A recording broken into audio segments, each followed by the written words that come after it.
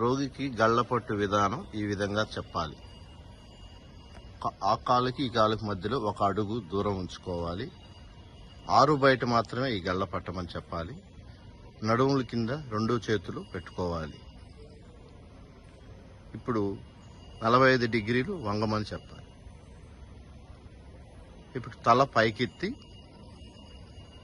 2 లేదా 3 సార్లు గాలి పీల్చమని చెప్పాలి.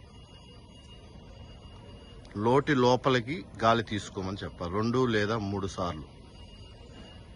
అప్పుడు దగ్గమని చెప్పాలి. తగ్గిన దాన్ని గల్లని నోట్లో పెట్టుకుని డబ్బాలో పట్టాలి.